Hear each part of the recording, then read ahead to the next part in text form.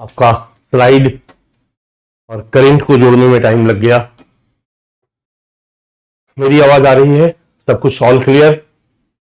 मैं सुनाई दे रहा हूं, दिखाई दे रहा हूं? बच्चे मैं सुनाई दे रहा हूं, दिखाई दे रहा हूं? Good afternoon, good afternoon.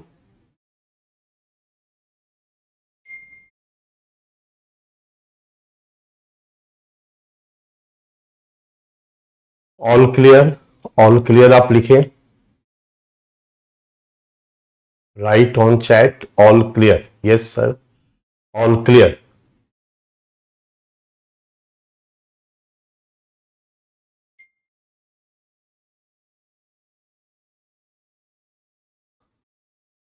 All clear, all clear. Yes yes yes yes yes. और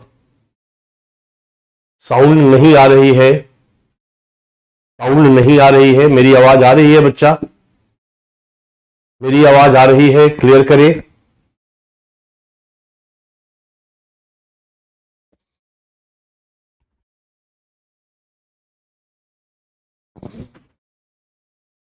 मेरी आवाज आ रही है आप लोगों को?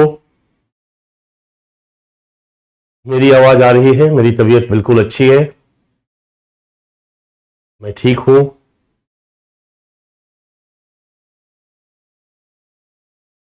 आपकी क्लास में प्रॉब्लम हो रही है? क्या प्रॉब्लम हो रही है?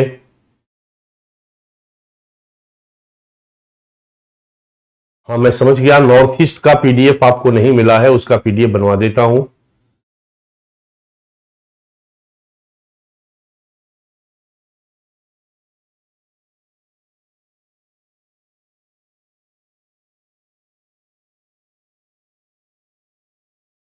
प्रकाश जी,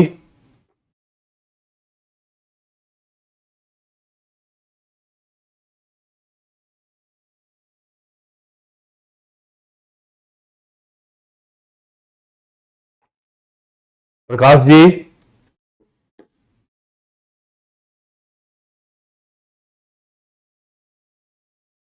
हाँ सर बिल्कुल सही है आवाज, everything okay. Sir Khan sir वाले ऐप में जो भी क्लास चल रहा है बट डेटा खत्म हो रहा है 1 आवर की क्लास में। हर हर महादेव। अब बिल्कुल सही आवाज आ रही है। कल का पीडीएफ, कल की क्लास का पीडीएफ मिल चुका है बच्चा। सुरक्षा वाला जो पीडीएफ है वो एक साथ, अब 1-2 पेज का पीडीएफ मैंने नहीं दिया कि एक बार बल्क में हो जाता है तो पूरा का पूरा मैं दे देता हूं। तो आज तक के क्लास का पीडीएफ मैं जब कंप्लीट होने के बाद मैं आपको उपलब्ध करा दूंगा, ठीक है। तो मेरा तो 5G अनलिमिटेड है। आंतरिक सुरक्षा का क्लास ऑलमोस्ट खत्म हो गया। नंबर ऑफ आवर्स कहीं से भी कम नहीं रहा, नंबर ऑफ आवर्स ज्यादा रहा, और क्लासेस भी कम नहीं रहे। और मैंने कोशिश की है कि लगभग सारी चीजें हो जाए और मैंने उसमें शामिल कर लिया है। ये लास्ट टॉपिक था आपका साइबर सिक्योरिटी का, पीछे वाला क्लास हम लोगों ने खत्म कर दिया था।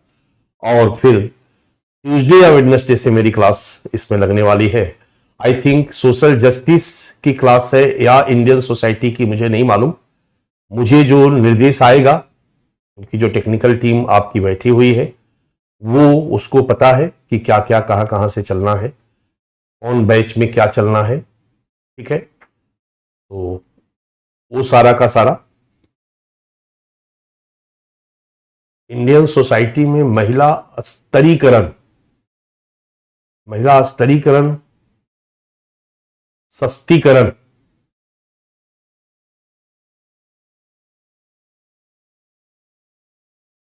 इंडियन सोसाइटी में महिला सशक्तिकरण नहीं बट्टा, उसको सोशल जस्टिस में मैंने आपको पढ़ाया है। अगर आपको ध्यान में होगा तो महिलाओं के सशक्तिकरण के लिए क्या क्या सुरक्षा उपाय किए गए, क्या क्या कानूनी प्रावधान किए गए, क्या क्या नीतिगत प्रयास किए गए, क्या क्या योजनागत प्रयास किए गए, ये सारा का सारा मैंने सोशल जस्टिस वाले सेक्शन में महिला पे पढ़ाया है।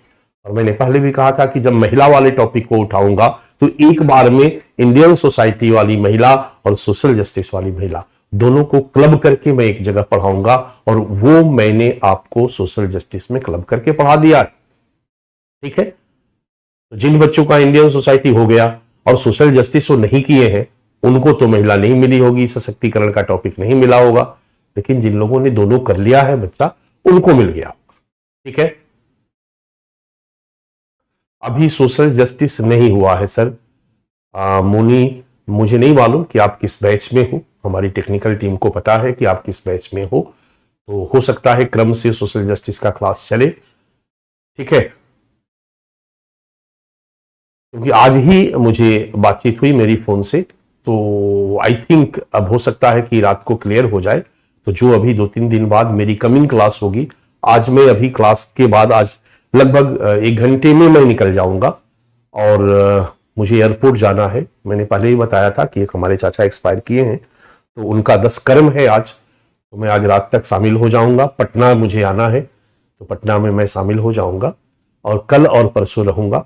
कल 12वीं है हमारे यहाँ, पुरुषों में 12वीं के दिन उनका जो भोज होता है, पूजा होता है, और महिलाओं में 13वीं के दिन होता है। ये एक डिफरेंस स्त्री और पुरुष में दिखाई देता है। तो कल परसों तक मैं वहां रहूंगा, परसों रात को मैं 1 बजे आ जाऊंगा। तो परसों के नेक्स्ट डे यानी ट्यूसडे से या वेडनेसडे से आपका इंडियन सोसाइटी सोशल जस्टिस का क्लास में शुरू कर रहा हूं। ठीक है, सोशल जस्टिस का क्लास फिर से होगा क्या सर? जरूर होगा। जिस बैच में आपका एडमिशन होगा उस बैच में अगर सोशल जस्टिस नहीं हुआ होगा तो सोशल जस्टिस का क्लास 100% होगा। ठीक है, जिन बच्चों का इंडियन सोसाइटी छूट गया होगा उनका इंडियन सोसाइटी अभी मैं पढ़ा रहा हूं, तो उसमें मैं पढ़ा दूंगा। ठीक है, तो ये क्लियर हो जाएगा आपका कल या परसों कि आपका इंडियन सोसाइटी है या सोशल जस्टिस। ठीक है, और क्या है आपका, बच्चों को मोबाइल के अति उपयोग से कैसे बचाएं। बच्चों को मोबाइल के अति उपयोग से बच्चे स्वयं अपने को बचाएं, क्योंकि अभी तक कोई भी कानूनी प्रावधान ऐसा नहीं किया गया है जिसमें बच्चों को मोबाइल के अति उपयोग से बचाया जा सके। कि बच्चा यदि 1 घंटा से ज्यादा मोबाइल एक्सेस किया तो उसका मोबाइल का डेटा हैक कर जाएगा, ऐसा कोई सिस्टम नहीं। ठीक है, ऐसा कोई सिस्टम अभी तक तैयार नहीं हुआ है बच्चा। सर 1 फर्स्ट बैच में हो गया है सोशल जस्टिस और इंडियन सोसाइटी। वेरी गुड, तो सोशल जस्टिस और इंडियन सोसाइटी हो गया है और इंटरनल सिक्योरिटी भी हो गया बच्चा, तो उस बैच में तीनों कंप्लीट हो गया। ठीक है, पहले इंडियन सोसाइटी भी पढ़ा दीजिए बच्चा, मैं दोनों पढ़ा दूंगा, मुझे पढ़ाने में कोई दिक्कत नहीं है, मैं टीचर हूं और पढ़ाना ही मेरा काम है। लेकिन जो हमारा मैनेजमेंट है उसको पता है कि किस बैच में पहले इंडियन सोसाइटी होना चाहिए या किस बैच में पहले सोशल जस्टिस होना चाहिए, तो वो अपने हिसाब से लगाएंगे। ठीक है, मोबाइल तो ड्रग्स से भी ज्यादा फंडामेंटल राइट्स का फिर क्या असर? इंडियन रिलेशनशिप भी पढ़ा दो सर। इंडियन रिलेशनशिप नहीं होता बच्चा, इंटरनेशनल रिलेशन होता है, वो मैं नहीं पढ़ाता हूं। मैं सोशियोलॉजी का टीचर हूं और सोशियोलॉजी से जुड़ा हुआ जो जो टॉपिक है वो मैं पढ़ाता हूं। Indian society, social justice, internal security. ठीक है,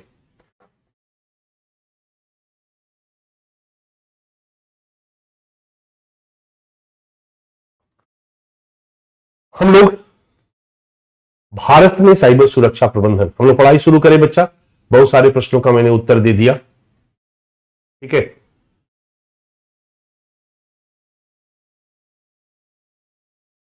तो हम लोग अपना क्लास को शुरू करते हैं। हम लोग आंतरिक सुरक्षा पे आ गए थे। हम लोगों ने अपने साइबर जगत और उससे जुड़ी हुई तकनीकियों को समझने का प्रयास किया। इसके बाद उसके कारण क्या सुरक्षा चुनौतियां उत्पन्न हो रही है, किस किस तरह के साइबर क्राइम हो रहे हैं, उसके बारे में हम लोगों ने देखा। इस तरीके से हमारे आंतरिक सुरक्षा के लिए खतरा बना हुआ है साइबर वर्ल्ड, उसके बारे में हम लोगों ने देखा। फिर हम लोगों ने मीडिया और सोशल नेटवर्किंग साइट्स पर अलग से पढ़ा कि क्या है, इसका क्या इंपॉर्टेंस है, और फिर ये किस तरह से हमारे लिए नकारात्मक है, ये किस तरीके से हमारे लिए आंतरिक सुरक्षा के समक्ष चुनौती उत्पन्न कर रहा है, ये सब भी हम लोगों ने देखा, राइट। और इसके बाद हम लोग साइबर सुरक्षा पे आ गए कि साइबर सुरक्षा क्या है, साइबर सुरक्षा का क्या इंपॉर्टेंस है आज के डेट में, जहां निरंतर तकनीकी विकास हो रही है, जहां लगातार तकनीकी विकास के कारण नए नए प्रकार के अपराध, जिसको हम साइबर क्राइम कहते हैं, वो हो रहे हैं। साइबर जगत के विकास के साथ अपराध के नए नए रूप उभर कर सामने आ रहे हैं, जिनको देख करके हमारा पूरा सिस्टम हिल जा रहा है। इन सब से निपटने के लिए साइबर सुरक्षा जरूरी है। साइबर सुरक्षा के महत्व में लगभग हम लोगों ने पढ़ा।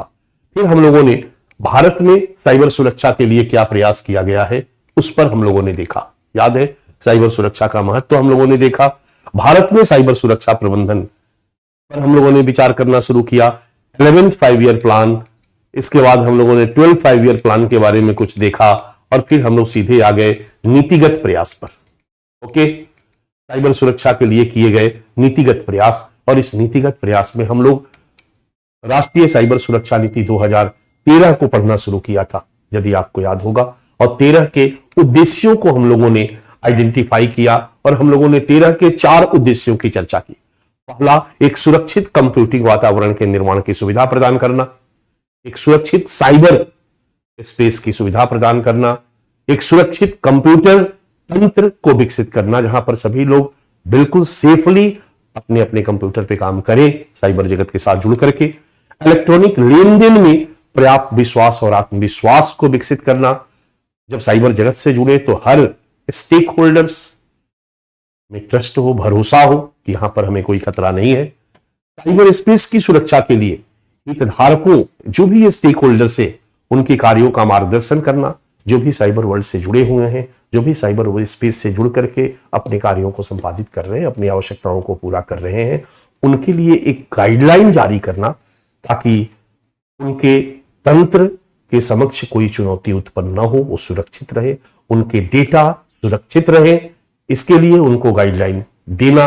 और इसके बाद नागरिकों, व्यवसायों और सरकार के लिए एक सुरक्षित और लचीला साइबर स्पेस का वातावरण तैयार करना। ठीक है, ये बच्चा हमारा उद्देश्य था, 4 उद्देश्य।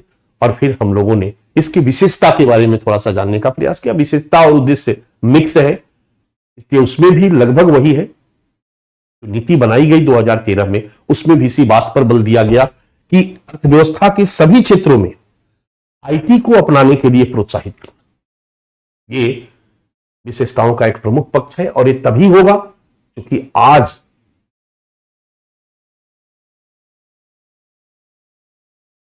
इकोनॉमी का रूप भी बदल गया है। आज इकोनॉमी में कंप्यूटर, इंटरनेट, सभी तंत्र और टेक्नोलॉजी का प्रवेश बहुत ज्यादा मात्रा में हो गया है। ऐसे में जब तक एक सुरक्षित साइबर पारिस्थितिकी तंत्र, इकोसिस्टम नहीं बनेगा, आर्थिक गतिविधियों में लोग इंफॉर्मेशन टेक्नोलॉजी को, साइबर जगत से जुड़ करके आर्थिक गतिविधियों को संपादित करने में कतराएंगे। उनको प्रोत्साहित करने के लिए जरूरी है कि उनके ऊपर, उनमें भरोसा हो, और ये भरोसा तभी होगा जब एक सुरक्षित पारिस्थितिकी तंत्र का विकास हो, निर्माण हो। एक सुरक्षित साइबर पारिस्थितिकी तंत्र के निर्माण द्वारा आईटी प्रणालियों में पर्याप्त विश्वास पैदा करके अर्थव्यवस्था के सभी क्षेत्रों में आईटी को अपनाने को प्रोत्साहित करना, ये लगभग उद्देश्य भी है और लगभग ये विशेषता में भी आ जाएगा। दूसरा, जो भी साइबर सुरक्षा का प्रयास होगा वो वैश्विक मापदंडों के अनुरूप होगा। मतलब हम सामान्य रूप से नहीं, एक ग्लोबल सुरक्षा मानकों का पालन करते हुए बेहतरीन तरीके से साइबर सुरक्षा का प्रयास करेंगे, क्योंकि साइबर जगत एक देश का जगत नहीं है बच्चा, ये साइबर जगत एक वैश्विक जगत है और इसमें जो भी अंतर्राष्ट्रीय मानक है उनको फॉलो करते हुए हम अपने साइबर सुरक्षा नीतियों का डिजाइन तैयार करेंगे, उनका इवैल्यूएशन करेंगे, उन्हीं को केंद्र में रख करके करेंगे। दूसरा, हमारा सुरक्षा नीतियों के डिजाइन और अनुरूपता मूल्यांकन के माध्यम से वैश्विक सुरक्षा मानकों और सर्वोत्तम प्रथाओं के अनुपालन के लिए कार्यों को बढ़ावा देने और सक्षम बनाने पर इस नीति में दिया गया है। इसके बाद जो रेगुलेटरी सिस्टम है, स्ट्रक्चर है, रेगुलेट करने वाला, नियमित करने वाला, विनियमित करने वाला जो ढांचा है उसको भी मजबूत करने पर बल दिया गया, क्योंकि अगर रेगुलेशन सिस्टम मजबूत नहीं होगा तो सुरक्षित साइबर स्पेस नहीं बन सकता। सुरक्षित साइबर स्पेस को बनाए रखने के लिए, सुरक्षित साइबर स्पेस को सुनिश्चित करने के लिए, सुरक्षित साइबर इकोसिस्टम को बनाने के लिए, और साइबर सिस्टम में साइबर वर्ल्ड से जुड़ करके जितने भी स्टेक होल्डर्स काम कर रहे हो उनमें भरोसा बना रहे, वो सेफ रहे। इसके लिए जरूरी है कि जो हमारा विनियामक स्ट्रक्चर हो, जो रेगुलेशन सिस्टम हो, रेगुलेशन सिस्टम कौन करता है? गवर्नमेंट करती है, ये कंपनियां भी करती है। कंपनियां भी जब आप अकाउंट खोलने जाते हैं तो पूरा का पूरा केवाईसी शुरू हो गया, नो योर कस्टमर। अब फेसबुक पर, यूट्यूब पर जब भी कोई अकाउंट खुलता है आसानी से नहीं खुलेगा, सारी डिटेल्स आपको, सारा कुछ आपको देना होगा ताकि उसका आप मिसयूज न कर सके। तो रेगुलेशन इन प्लेटफॉर्म के द्वारा भी किया जाता है और रेगुलेशन सरकार भी करती है। सरकार हमें भी रेगुलेट करती है और सरकार इस प्लेटफॉर्म को भी रेगुलेट करती है, इन कंपनियों को भी रेगुलेट करती है। सरकार प्रेशराइज करती है कानून बना करके कि आप अपने कस्टमर के बारे में जानें। अगर आपका कस्टमर कोई गलत चीज आपके साइट पर, प्लेटफॉर्म पर यूज कर रहा है, शेयर कर रहा है, अपलोड कर रहा है, तो आप उसको रोके, आप उसका अकाउंट कैंसिल करें, आप उसका अकाउंट ब्लॉक करें। दुनिया के देशों की सरकार ने, हमारी भारत की सरकार ने भी इस दिशा में कठोर कानून का निर्माण कर रही है, की है और कर रही है लगातार। उस कानून के दायरे में इन बड़ी बड़ी कंपनियों को लाने का भी प्रयास किया जा रहा है कि वो भी सहयोग दें, क्योंकि जब तक वो सहयोग नहीं देंगे तब तक एक सुरक्षित साइबर वर्ल्ड का निर्माण संभव नहीं, या जो भी उसमें कस्टमर जो हमारे हैं, जो उपभोक्ता हैं, जो यूजर्स हैं, उनकी सुरक्षा संभव नहीं। इसके बाद एक सुरक्षित साइबर स्पेस पारिस्थितिकी तंत्र सुनिश्चित करने के लिए जरूरी है, वो है नियामक ढांचे को मजबूत करने पर बल। इस नीति में 2013 की नीति में किया गया। और फिर चौथा है, अगले 5 वर्षों में 5 लाख पेशेवर कार्यबल, वर्कफोर्स तैयार करने पर बल। ये टारगेट किया गया है, 2013 में किया गया और लगातार काफी हद तक हो चुका है। हालांकि 5 साल से ज्यादा समय बीत गया कि भारत में 5 लाख वर्कफोर्स हो जो ट्रेंड हो, जो किसी भी तरह के साइबर आक्रमण से निपटने में सक्षम। ये भी इस सुरक्षा नीति में, साइबर पॉलिसी में, नेशनल साइबर पॉलिसी में मार्गदर्शन में रखा गया कि इस तरह की चीजें करनी है, क्योंकि नीति का मतलब ही होता है गाइडलाइन कि कैसे साइबर सुरक्षा को संभव बनाया जाए। और इसके बाद 24/7 आईसीटी बुनियादी ढांचे के लिए खतरों से संबंधित रणनीतिक जानकारी प्राप्त करने के लिए राष्ट्रीय और क्षेत्रीय स्तर पर 24 आवर्स, 7 दिन, 30 दिन एक तंत्र को विकसित करना, बढ़ावा देना, कि कोई भी यूजर्स को 24 आवर्स कभी भी उसके प्रॉब्लम, सिस्टम में प्रॉब्लम आए, किसी भी संगठन के सिस्टम में प्रॉब्लम आए तो ये सुविधा उसको उपलब्ध हो सके। ठीक है, ये है बच्चा साइबर सुरक्षा नीति 2013। और इसके बाद भारत में साइबर सुरक्षा हेतु किए गए कानूनी प्रयास, प्रमुख कानून। हम लोगों का सवाल 2013 के साइबर पॉलिसी पे पूछ चुका है, नेशनल साइबर पॉलिसी पे, इसलिए दोबारा इस पर सवाल बनने की संभावना कम है, बट फिर भी हम लोगों के पास मैटर है। मैंने इसको बहुत डिटेल में आपको नहीं दिया है, बट इतना है कि आप इसको समझ सकते हैं। समझने के लिए देखो, 2-3 चीजों को ध्यान में रखो। किसी भी चीज को समझने के लिए हमें ध्यान देना होगा कि उसमें कौन कौन स्टेक होल्डर शामिल है। साइबर वर्ल्ड का स्टेक होल्डर्स कौन कौन है? फर्स्ट, वो बड़ी बड़ी कंपनियां जो इसमें सर्विसेज प्रोवाइड करती, कई सोशल नेटवर्किंग साइट्स है, कई व्यवसायिक कंपनियां हैं, अमेजॉन, फ्लिपकार्ट प्लेटफॉर्म है,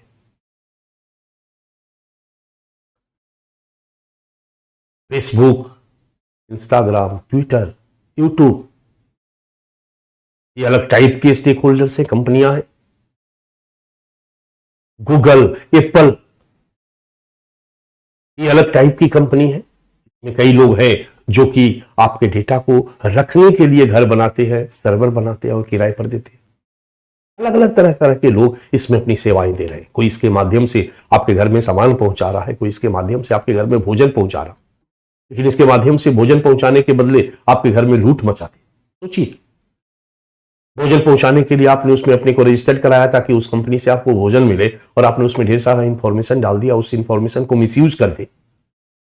अमेजन में आपने सारा इंफॉर्मेशन अपना रजिस्ट्रेशन कराया, डेटा दिया, अकाउंट नंबर सब कुछ दिया, अकाउंट से पैसा भी ट्रांसफर कर दिया, पेमेंट भी कर दिया। सामान मंगाने के लिए आप जुड़ गए, पता चला उसी से आपके अकाउंट को हैक कर ले।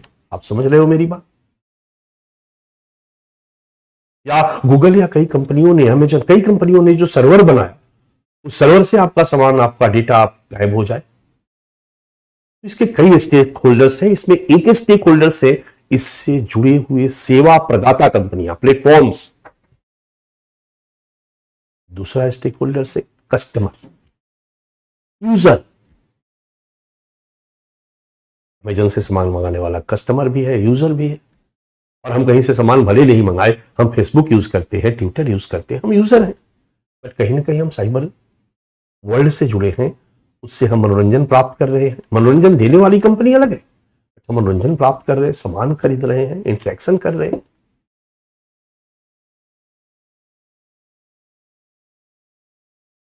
तो 2 स्टेक होल्डर से हो गया। तीसरा स्टेक होल्डर से बच्चा सरकार, राज्य।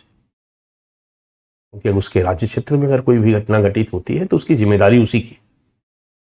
इसलिए वो भी आंख बंद करके नहीं बैठेगी कि क्या हो रहा है, उसकी भी आंखें खुली होनी चाहिए, और उसको भी ध्यान में रखना होगा कि उसके राज्य क्षेत्र में अगर कोई भी साइबर वर्ल्ड से जुड़ा हुआ है और किसी के साथ परेशानी हो रही है, उसके सॉल्यूशन की जिम्मेदारी उसी की है। और चौथा स्टेक होल्डर से समाज, सोसाइटी। क्योंकि यूजर्स हो या विक्रेता हो, सर्विस प्रोवाइडर कंपनियां हो, ये सब के सब सारे उसी समाज के अंग हैं, उसी समाज में काम कर रहे हैं। इनकी गतिविधियों से समाज प्रभावित हो रहा। अगर कोई पॉर्न साइट चलाता है, वो चलाने वाला है, चलाकर लाभ कमाता है, और कोई पॉर्न साइट देखने वाला है, वो देखता है तभी वहां जाता है, वहां जाकर के देखता है। लेकिन दोनों को फ्री छोड़ दिया जाएगा। अगर दोनों को रेगुलेट नहीं किया जाएगा तो समाज को नुकसान पहुंचेगा। फ्रीली अगर ये सारी चीजें चलने लगे तो समाज में नैतिक संकट उत्पन्न हो जाएगा, समाज की संस्कृति विखंडित होगी। भारत जैसे समाज की, भारत जैसे देश की संस्कृति, तो इसका समाज पर भी दुष्प्रभाव होता है। समाज पर इसके अच्छे प्रभाव होते हैं, समाज पर इसके बुरे प्रभाव होते हैं। तो आप समझ सकते हो कि समाज, सरकार, सर्विस प्रोवाइडर कंपनियां और यूजर्स, कस्टमर्स, ये 4 मेन स्टेक होल्डर्स हैं। इन चारों के कॉन्टेक्स्ट में ही हमें किसी भी चीज को समझना है। अगर इस साइबर वर्ल्ड के माध्यम से यूजर्स अगर कोई क्राइम करता हो या गलत काम करता हो, या सर्विस प्रोवाइडर कंपनियां गलत काम करती हो, या यूजर्स में कोई क्रिमिनल यूजर्स बन करके, कोई भी क्रिमिनल अगर साइबर वर्ल्ड को यूज करेगा और क्राइम करेगा तो यूजर बन के यूज करेगा। यूजर बन करके अगर क्राइम करता हो तो राज्य की जिम्मेदारी हो जाती है कि उसको रोके। तो साइबर क्राइम के अंतर्गत हम जब भी देखें तो इसी से जुड़ी हुई साइबर क्राइम कराएंगे, है ना।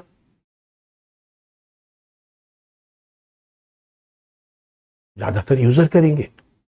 कुछ सर्विस कंपनियां भी इसमें रजिस्टर्ड होकर के क्राइम करती है, अपराध करती है, गलत करती है। पॉर्न साइट कंपनी एक सर्विस प्रोवाइडर कंपनी है जो पॉर्न वीडियो उपलब्ध कराती है, एग्जाम्पल दे रहे हैं। उसके लिए एक और सर्विस प्रोवाइडर कंपनी है जो प्लेटफॉर्म इस तरह की देती है। उसके लिए और सर्विस प्रोवाइडर कंपनी है जो उनको टेक्निकल सपोर्ट देती है। कई लोग एक दूसरे से जुड़े हुए हैं इस वर्ल्ड में, साइबर वर्ल्ड में। बट हमारे राज्य के, देश के कानून के अनुसार वो गलत है, गैर कानूनी है, तो अपराध है।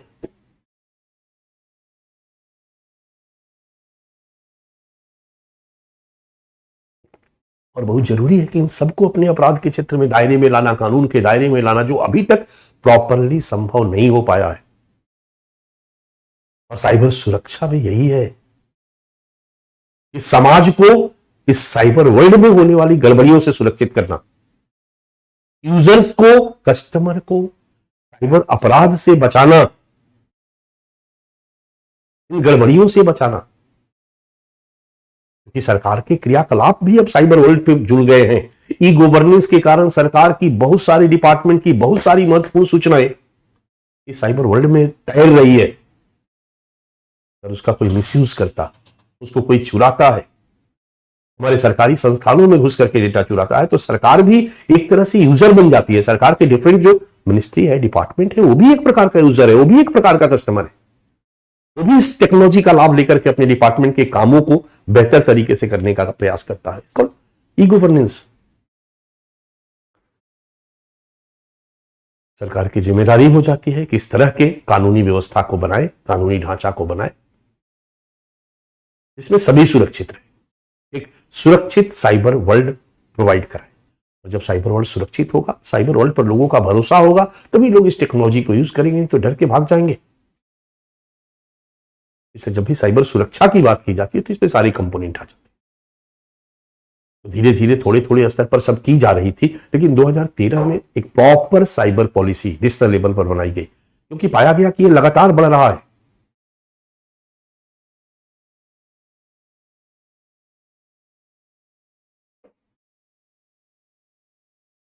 पूरे विश्व की आबादी का लगभग बच्चा 60% लोग आज इससे जुड़े हुए, 60% लोग सोशल नेटवर्किंग साइट से जुड़े हुए।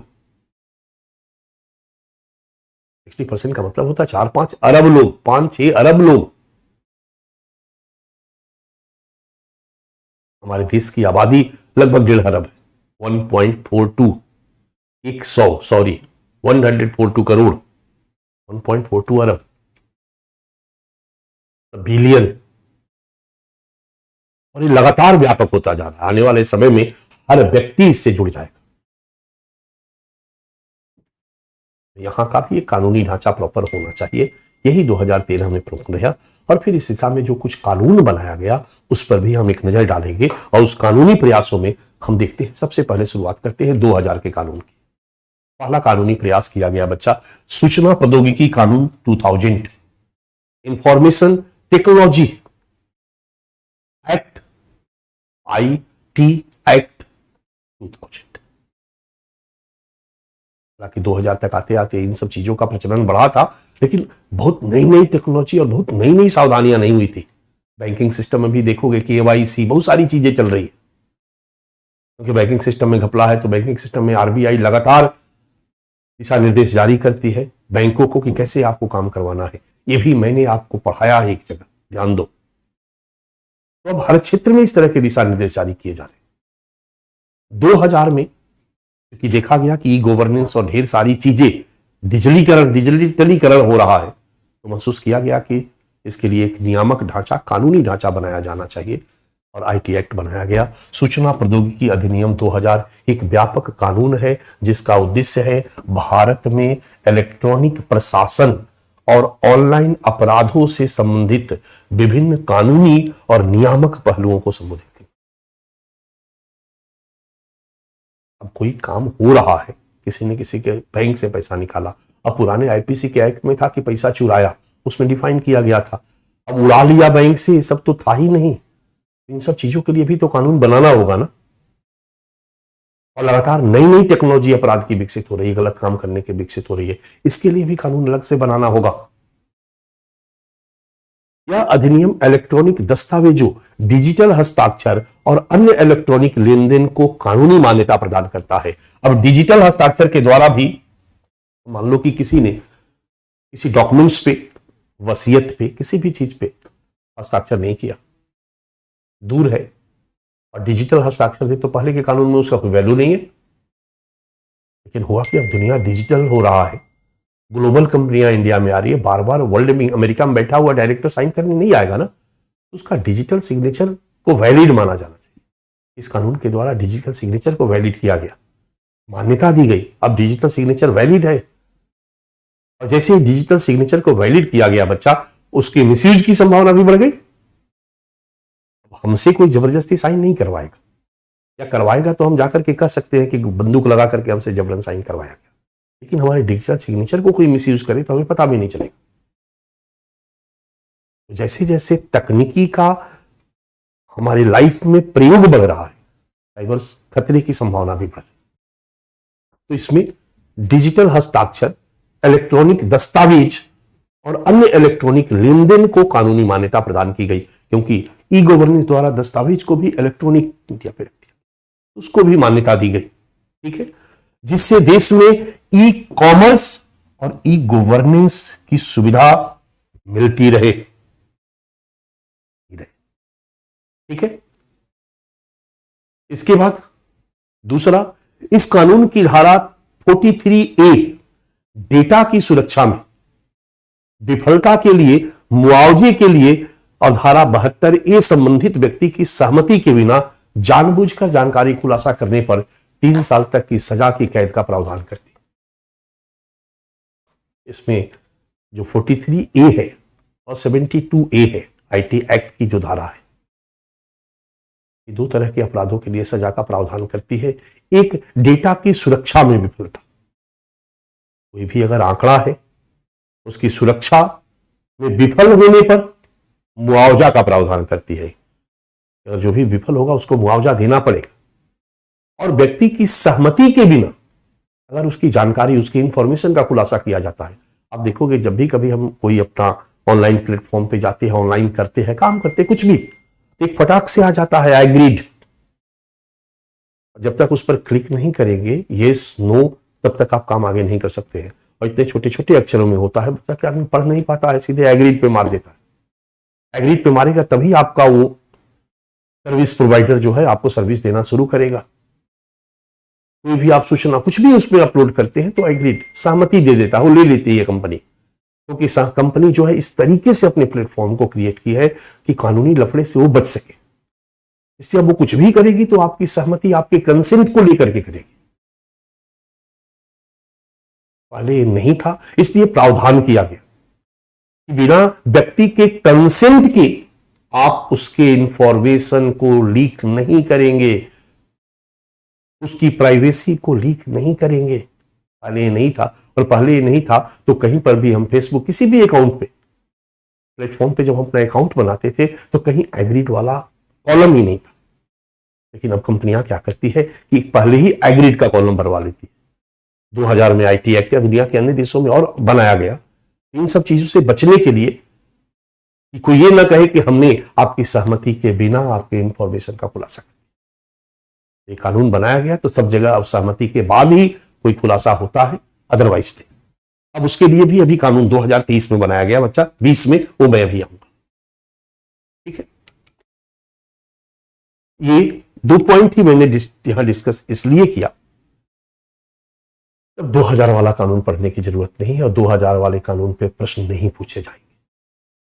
इसलिए अब एक नया कानून आया जिसको हम कहते हैं डिजिटल इंडिया एक्ट 2023, DIA 2023, और ये 2000 वाले कानून के जगह पर लाया गया। ये 2000 वाले कानून के जगह पर लाया गया। जो आईटी एक्ट 2000 था उसकी जगह पर 2023 में एक नया कानून लाया गया, digital India act DIA 2023। Clear है? और ये कानून जब 2023 में लाया गया बच्चा, 2000 की स्थिति अलग थी, 2023 की स्थिति अलग है। 2000 ईस्वी में, आज के 23 वर्ष पहले एआई नहीं था, आर्टिफिशियल इंटेलिजेंस नाम की टेक्नोलॉजी नहीं आई थी। अब तो जीपीटी सुने हो ना, एआई जीपीटी। अब तो ऐप आ रहे हैं जिसमें कोई भी चीज डाल दो, अगर आर्टिकल लिखना है,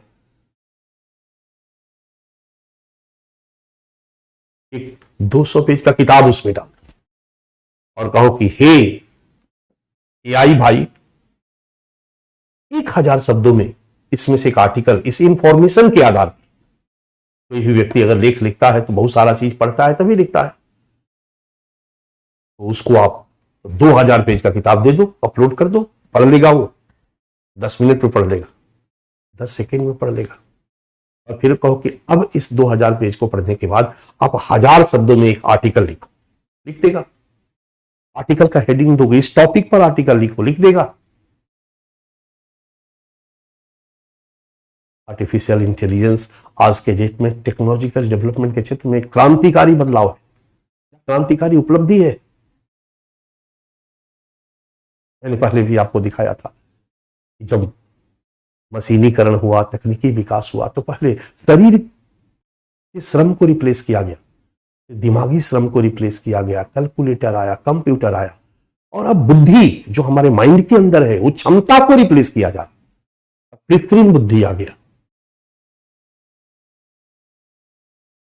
और कृत्रिम बुद्धि आज कई तरह की समस्याओं को जन्म दे सकती है, कई तरह की अच्छाइयों को भी जन्म दे सकती है। काम करने में माहिर है, अब कोई भी काम करेगी। एक ऑफिस में हम 50 लोगों को रखते हैं काम करने के लिए, अब रखने की जरूरत नहीं है, 2 एक्सपर्ट रख लीजिए, काफी है, 5 एक्सपर्ट काफी है। एआई को यूज करके 50 लोगों के बराबर काम करेगा। सोचो कि कितनी बड़ी बेरोजगारी को बढ़ाएगा। काम तो बड़ा अच्छा है, टेक्नोलॉजिकल डेवलपमेंट तो बड़ा अच्छा है।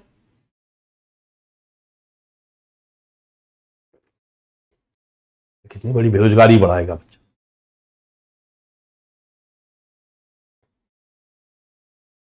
ये कई तरह के अपराध को संभव बना देगा। एआई से हम किसी की आवाज की कॉपी कर सकते हैं, एआई से हम किसी की फोटो की कॉपी कर सकते हैं, एआई से हम किसी की वीडियो की कॉपी कर सकते हैं।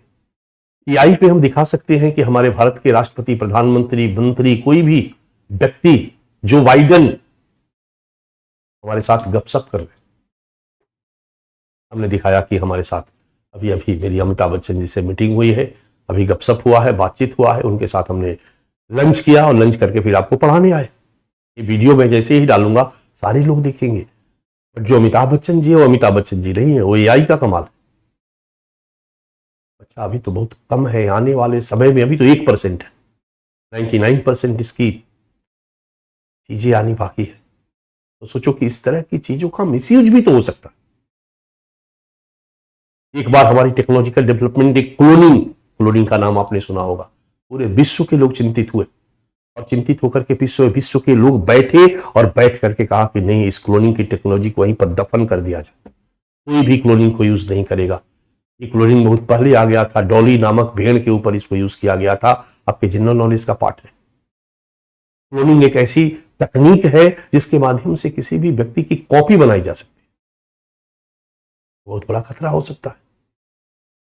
पता चला अमेरिका के जो बाइडेन साहब इंडिया में आए, सी जिनपिंग इंडिया में आए, उनको कमरे में रखा गया, खिलाया गया, पिलाया गया, और ऑलरेडी सी जिनपिंग का क्लोन एक तैयार है हमारा। फिर उनको लेकर के यहीं बंद कर दिया गया जेल में, और अपना वाला सी जिनपिंग और जो बाइडेन को भेज दिया गया। अब हमारा वाला जो क्लोन है वो चला गया अमेरिका, राष्ट्रपति के रूप में काम कर रहा है। सी जिनपिंग चले गए चीन, राष्ट्रपति के रूप में काम कर रहे हैं, और कंट्रोल हमारे अनुसार। सोचो कितना बड़ा खतरा हो सकता था। तो हमारे विश्व के लोग बैठ करके इसको रोके। उसी तरह से एआई पर भी गहन विचार विमर्श चल रहा है, पूरी दुनिया चिंतित है। एक तरफ खुशियां हैं टेक्नोलॉजिकल डेवलपमेंट के इस रूप का, तो दूसरी तरफ चिंताएं हैं कि इसका मिसयूज अगर लोग करने लगेंगे तो क्या होगा। जब कोई हथियार बनाने वाला भयानक हथियार बनाता, ये हथियार हाथों से नहीं चलेगा, ये बंदूक है, रखा रहेगा, आंखों से चलेगा, पलक झपकाते ही चलना शुरू होगा, दर दर दर दर मारना शुरू करेगा। मान लो कोई टेक्नोलॉजी, बट इसके लाभ भी है और हानि भी है। अगर ये हमारे सुरक्षा बलों के पास हो तो हम अपने दुश्मनों से अपने देश की रक्षा कर सकते हैं, अपने लोगों की रक्षा कर सकते हैं। लेकिन यही अगर अपराधियों के पास हो, आप समझ सकते हो इसके दुष्परिणाम कितने होंगे। तो कोई भी तकनीकी विकास का लाभ या हानि यूजर पे डिपेंड करता है, उसके यूज करने वाले पे डिपेंड करता है, वो किसके हाथों में है इस पे डिपेंड करता है। एआई को यूज कौन कर रहा है ये उस पर डिपेंड करता है। एआई की तरह आज एक और टेक्नोलॉजिकल डेवलपमेंट का रूप है ब्लॉकचेन। ब्लॉकचेन का आपने नाम सुना होगा।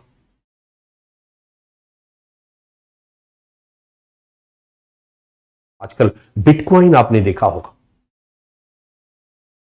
ब्लॉकचेन एक साइबर वर्ल्ड में एक रजिस्टर्ड है, समझ सकते हो, बही खाता। कोई भी लेन देन उस बही खाता पे लिख दो, उसको कोई चेंज नहीं कर सकता, उसको कोई डिलीट नहीं कर सकता है, उसको कोई हैक नहीं कर सकता। तो चूंकि व्यवसायिक समूहों के बीच लेन देन में ब्लॉकचेन की कितनी बड़ी उपयोगिता है, व्यवसायिक समूहों के बीच लेन देन में ब्लॉकचेन कितना बड़ा ट्रस्ट डेवलप करेगा। आज सैकड़ों व्यवसायिक कंपनियां इस ब्लॉकचेन को प्रॉपर तरीके से यूज करने पर विचार कर रही है, सरकारी यूज करने पर विचार कर रही है। आरबीआई ने कमेटी बनाया है इसके लिए, जो इस पर यूज करने पर विचार कर रहा है कि कैसे इसको बेहतरीन तरीके से यूज किया जाए, इस टेक्नोलॉजी का कैसे लाभ उठाया जाए। बट बिटकॉइन क्रिप्टो करेंसी से जो लेन देन है उसमें भी ये बहुत बड़ा कारगर भूमिका निभा रही है, सहायक हो रही है, इसके मिसयूज भी हो रहे हैं। ये सब नई नई टेक्नोलॉजिकल डेवलपमेंट है बच्चा। और अब इस नई टेक्नोलॉजिकल डेवलपमेंट को ध्यान में रखते हुए ये सोच कर कि इससे क्या क्या अपराध हो सकता है, उन अपराधों से सुरक्षा के लिए अब नए कानूनी ढांचा की जरूरत है। इन सब चीजों को ध्यान में रखते हुए 2023 का एक नया कानून है।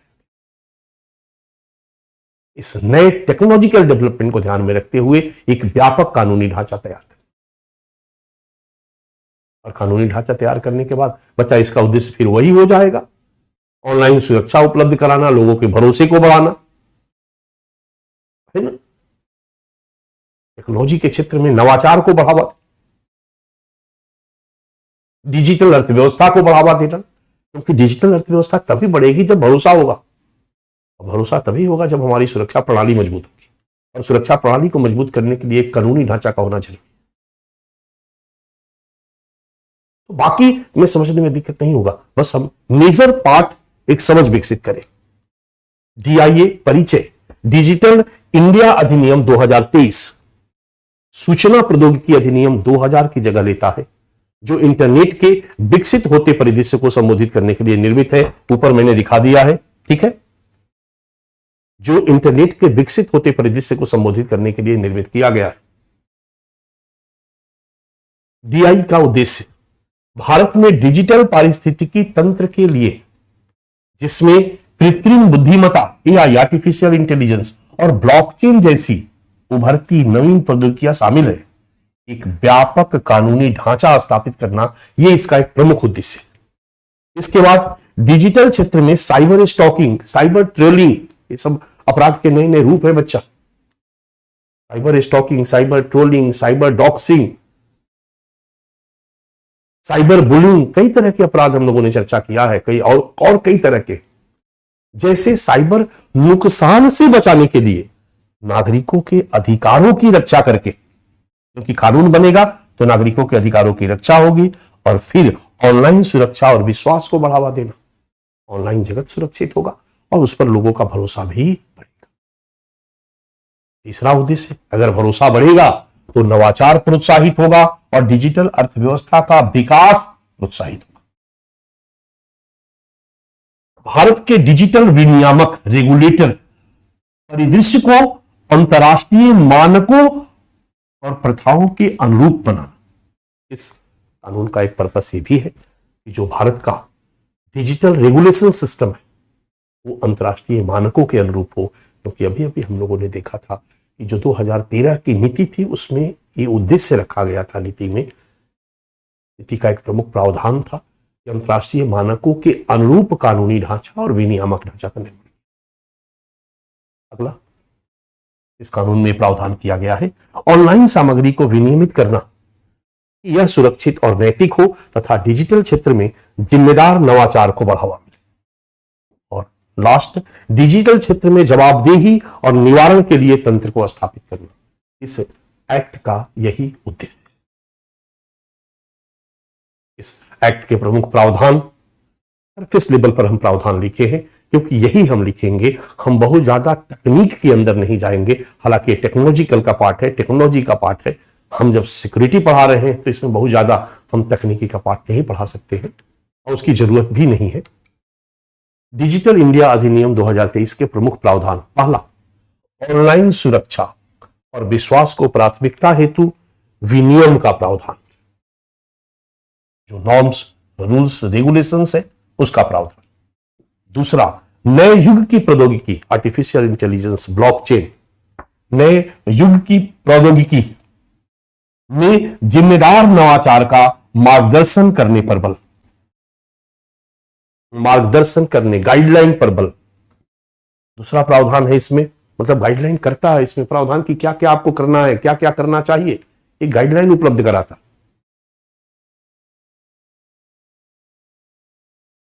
नियम बनाता है कि क्या आपको करना है, अगर करेंगे नहीं तो उल्लंघन करेंगे, अपराध होगा। प्रौद्योगिकी के विकास को नैतिक और कानूनी सिद्धांतों के अनुरूप आकार देने पर बल, जो भी नए नए टेक्नोलॉजिकल डेवलपमेंट हो रहा है उसको नैतिक मूल्यों के अनुरूप बनाने पर, उसके माध्यम से कोई अनैतिक कृत्य न किया जाए, उसके माध्यम से कोई गैर कानूनी काम न किया जाए। चौथा है ओपन इंटरनेट व्यवस्था को बनाए रखने पर बल, इंटरनेट व्यवस्था जो है उस पर सबकी पहुंच सुनिश्चित हो, इस पर बनाए रखने पर बल तभी होगा जब गलत चीजों को रोकने के लिए एक नए नए तरह के नियामक ढांचा या कानूनी ढांचा का विकास किया जाए। केवाईसी, केवाईसी का मतलब होता है नो योर कस्टमर आदि के रूप में कानूनी प्रतिबंधों का प्रावधान, जितने भी प्लेटफॉर्म है, सर्विस प्रोवाइडर है, उनको ये रेगुलेट करता है, ये गाइडलाइन देता है, उनको कहता है कि आपके पास जितने भी आपके कस्टमर हैं जो यूज करते हैं उनके बारे में चलिए। ऑनलाइन प्लेटफॉर्म है अमेजन, अमेजन पे हमने रजिस्ट्रेशन अपना करा लिया कि हम सामान बेचेंगे, हमने कहा कि हम लोहे का कोई औजार बेचेंगे, कुछ कुछ चीज बेचेंगे, सुंदर पैकिंग में बेचेंगे, और एक हमने अलग से वेबसाइट बनाया बच्चा, हथियारों को खरीदने के लिए, ड्रग्स को खरीदने के लिए जो भी इंटरेस्टेड है वो हमसे संपर्क करेंगे।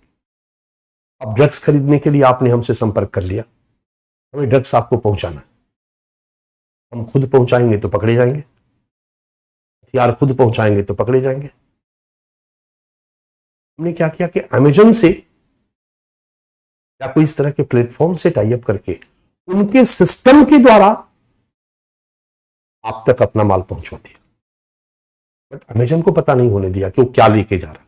अमेजन को समझ में आ रहा है कि जूता लेके जा रहा है, पाउडर लेके जा रहा है और ड्रग्स लेके जा रहा है। अमेजन को समझ में आ रहा है कि लोहे का कोई सामान लेके जा रहा है, बढ़िया से पैकिंग है, और पैकिंग अमेजन नहीं खोलेगा, लेकिन वो हथियार है, AK-56 है, AK-47 है। आप समझ रहे हो मेरी बात? अमेजन को यूज किए और यूज करके हमने गलत कामों को अंजाम दिया। फंसेगा कौन? अमेजन। अब नहीं भी फंसेगा तो हमने यूज तो कर लिया, तो क्या अमेजन की जिम्मेदारी नहीं है कि वो अपने जितने भी यूजर्स हैं उनके बारे में वो जाने, उससे जुड़े हुए जितने भी लोग हैं उसके बारे में जाने। इस call know your customer, KYC का इस कानून में प्रावधान किया गया है। और जितने भी सर्विस प्रोवाइडर कंपनियां हैं, जो प्लेटफॉर्म है, ऑनलाइन प्लेटफॉर्म, उनको अपने कस्टमर के बारे में पूरी जानकारी, डिटेल रखनी होगी। सुरक्षित बंदरगाह, बंदरगाह का यहां मतलब प्लेटफॉर्म से है। सुरक्षित बंदरगाह सिद्धांतों की समीक्षा करना, हर प्लेटफॉर्म कितना सेफ है, कितना सिक्योर है, समय समय पर इस कानून में समीक्षा का प्रावधान किया गया है, ताकि एक सुरक्षित साइबर वर्ल्ड का निर्माण किया जा सके और नए नए तकनीकी विकास से अपने कस्टमर या समाज को बचाया जा सके। ठीक है, अब एक डायमेंशन मैंने दे दिया कि इस कानून का महत्व क्या है। इस कानून का महत्व क्या है, तो प्रावधान से भी महत्व लगभग जुड़ा हुआ है। यह कानून 2023 का एक कानून एक व्यापक कानूनी ढांचा प्रावधान प्रदान करता है, जिससे उभरती हुई प्रौद्योगिकियों से, टेक्नोलॉजी से होने वाले खतरों से बचा जा सके। यह जो कानून है यह एक प्रॉपर विनियामक ढांचा, रेगुलेटरी स्ट्रक्चर को डेवलप करता है, जिससे नई नई टेक्नोलॉजिकल डेवलपमेंट से होने वाले साइबर अपराध से बचा जा सके। यह कानून जो है अंतर्राष्ट्रीय मानकों के साथ अनुरूपता स्थापित करने का प्रयास करता है,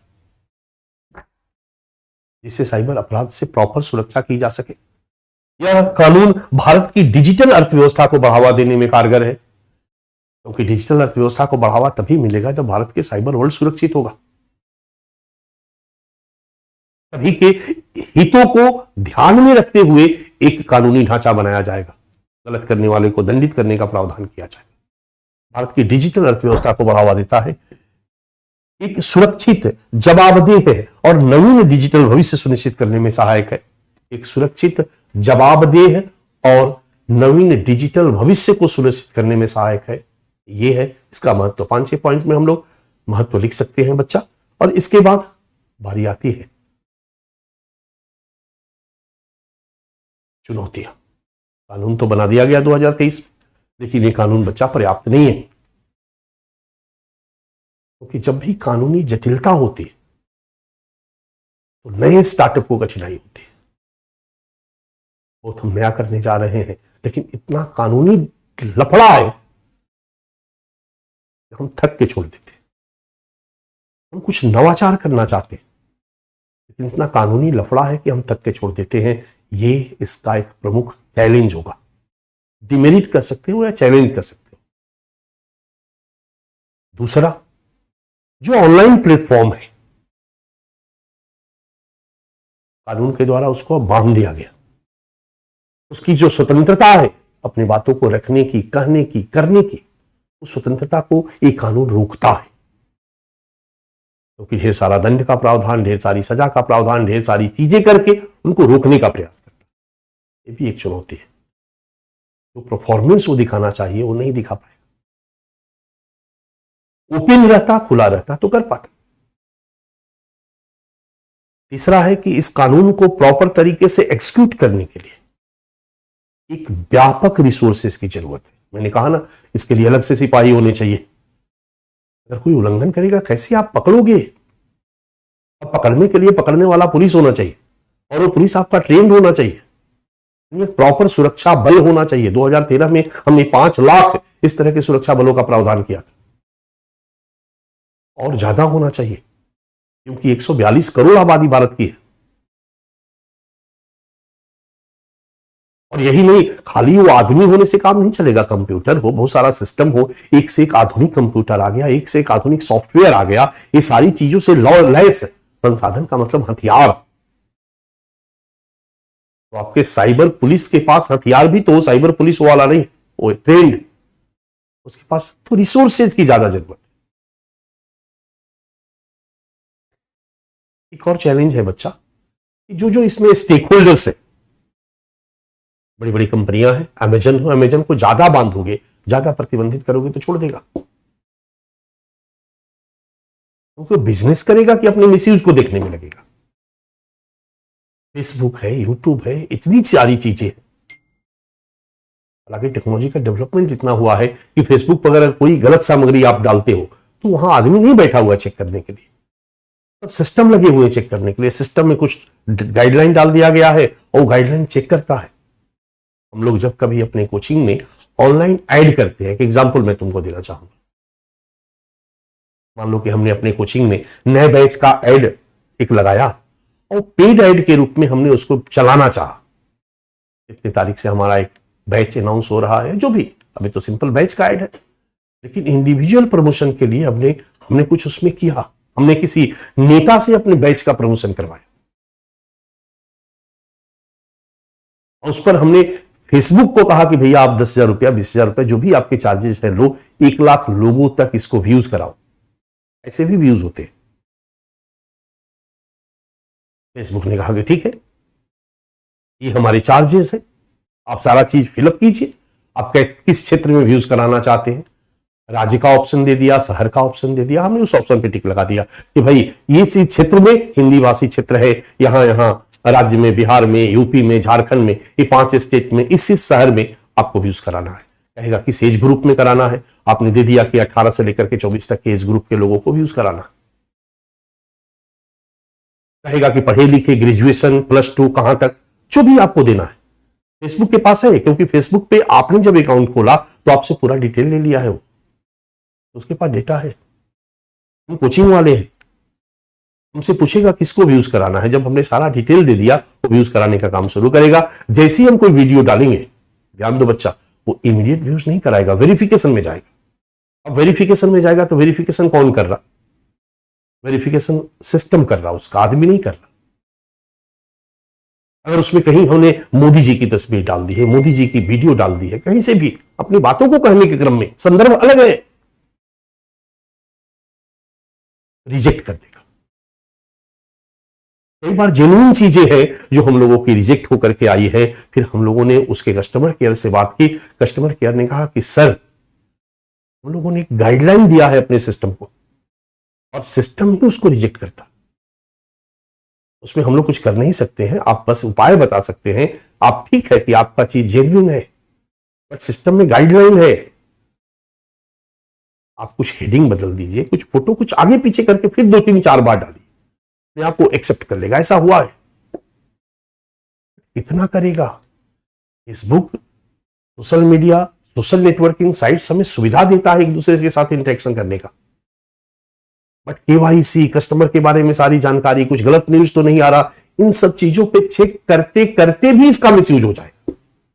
और अगर सरकार कोई भी कड़ा कानून बना देती है कि हे फेसबुक, अगर आपके प्लेटफॉर्म से इस तरह के अपराध हुए तो 500 करोड़ का जुर्माना, बेचारा भाग जाएगा, कहेगा प्रणाम। समझ में आ रहा मेरी बात? उनके लिए भी दिक्कत है, उनके लिए भी परेशानी, उनका एक अलग इंटरेस्ट है। बिजनेस करने वाली जो कंपनियां है उसका अपने एक अलग इंटरेस्ट है, वो बिजनेस करेगी, कमाने का प्रयास करेगी, प्रचार करेगी। अब आप कहो कानून बना दो कि कोई भी गलत एडवर्टीजमेंट नहीं करेगा, कस्टमर को गुमराह नहीं करेगा, एक कस्टमर के अधिकार के विपरीत है, उसके हित टकराएंगे। तो जो टेक्नोलॉजिकल सर्विस प्रोवाइड कर रही है या जो अन्य सर्विस प्रोवाइडर कंपनियां हैं जो उसके टेक्नोलॉजी को यूज करके लोगों को सुविधाएं दे रही है, अमेजन हो गया या और कंपनियां हो गई, फ्लिपकार्ट हो गया, आम जनता के स्टेक से, तो सभी के बीच संतुलन स्थापित करने में कठिनाई आएगी। क्योंकि कानून जब फ्लेक्सिबल ना हो, कानून जब कड़ा हो, तो कहीं ना कहीं कठिनाई आती है। नवप्रवर्तन और नए स्टार्टअप पर नकारात्मक प्रभाव, चुनौतियों में ऑनलाइन प्लेटफॉर्म की अभिव्यक्ति की स्वतंत्रता बाधित, प्रभावी प्रवर्तन, प्रवर्तन का मतलब होता है लागू करना, प्रभावी प्रवर्तन हेतु अत्यधिक संसाधनों की आवश्यकता, हितधारकों के हितों में संतुलन स्थापित करने में कठिनाई। और एक और चुनौती है कि कानून 23 में बना, बट टेक्नोलॉजिकल डेवलपमेंट इतनी तेजी से हो रही है बच्चा कि 24-25 तक आते आते और कई नई टेक्नोलॉजी आ जाएगी और फिर जरूरत पड़ेगी उस कानून में संशोधन की। तो बार बार संशोधन, और हमारा पार्लियामेंट और हमारी संशोधन करने वाली एजेंसियां इतनी एक्टिव नहीं है कि नए टेक्नोलॉजिकल बदलाव के साथ फटाफट संशोधन करे। ये संशोधन वाली जो चुनौतियां हैं ये भी इसके साथ लगी हुई है। तीव्र तकनीकी विकास के साथ संतुलन स्थापित करने हेतु निरंतर संशोधन की आवश्यकता, ये है बच्चा इसकी चुनौतियां, इसकी समस्याएं। इसमें से कुछ चुनौतियों को तो दूर किया जा सकता है, लेकिन कुछ को नहीं किया जा सकता है। इसलिए ठीक है ना, इसलिए जरूरी है कुछ सुझावों पर अमल करने की। तो हमने कुछ सुझाव दे दिया है। एक व्यापक और संतुलित नियामक ढांचा विकसित करने के लिए जो स्टेक होल्डर्स है उनसे परामर्श लिया जाए और व्यापक स्तर पर सहभागिता को संभव बनाया जाए। जितने भी लोग हैं उनसे परामर्श लेकर उनके पार्टिसिपेशन के साथ इसको रेगुलेट किया जाए।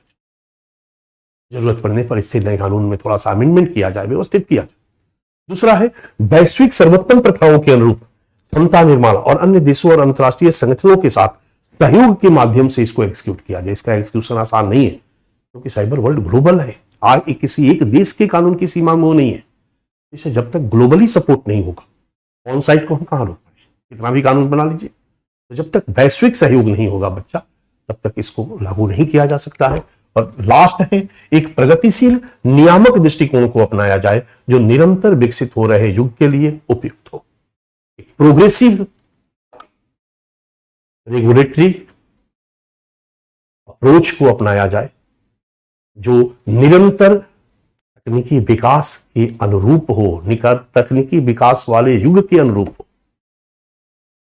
यह है बच्चा ये टॉपिक, इस टॉपिक के सारे डायमेंशन। एक टॉपिक और है, आज मैं निकल रहा हूं, मैं आऊंगा तो एक क्लास में आपको बता दूंगा। ये भी एक नया कानून है, digital personal data protection act, digital व्यक्तिगत डेटा संरक्षण अधिनियम 2023।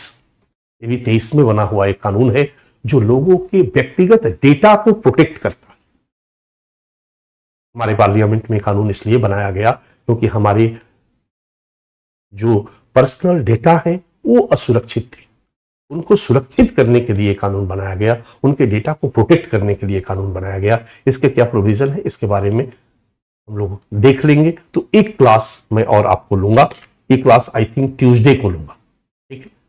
मैं देख लेता हूं, जैसा भी होता है आपको सूचना हो जाएगा। आप मान के चलिए कि मंगलवार को मैं एक क्लास लूंगा, मंगल या बुध कोई एक दिन क्लास लूंगा और इसके बाद फिर रेगुलर इंडियन सोसाइटी या सोशल जस्टिस किसी एक में से क्लास को मैं शुरू कर दूंगा। तो आज के लिए थैंक यू। आज मैं निकल रहा हूं बच्चा, और फिर उसके बाद आता हूं तो मुझे कहीं ऑलमोस्ट नहीं जाना है, ठीक है ना। एक दिन और कहीं एक जगह निकलना है, इसके बाद फिर कहीं नहीं जाना है, लगातार हम लोग क्लास पे रहेंगे। So thank you, thank you, thank you.